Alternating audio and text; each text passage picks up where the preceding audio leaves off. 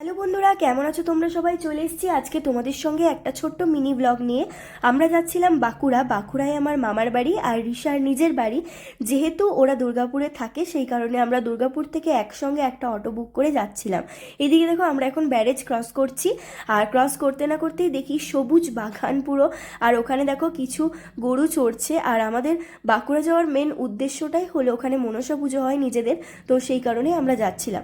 একটু সন্ধেও হয়ে আসছিল। পৌঁছে গিয়েই দেখি অলরেডি পুজোর কাজকর্ম স্টার্ট হয়ে গেছে।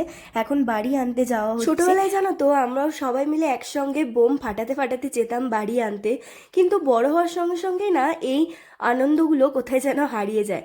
এখন আর সেরকম কেউ যায় না, তাই আমারও আর যাওয়া হয় না। তো দেখো এদিকে এরা এখন বেরিয়ে পড়েছে বাড়ি আনতে। বাড়ি নিয়ে আসার পরেই পুজো স্টার্ট হবে। পুজো শেষ হতে হতে প্রায় রাত 1টা 2টো বেজে যায়। তো দেখো তোমাদেরকে একটু মায়ের মূর্তিটা দেখাচ্ছি, কি সুন্দর লাগছে দেখতে, তার মধ্যে লাইটে তো আরো ভালো লাগছে।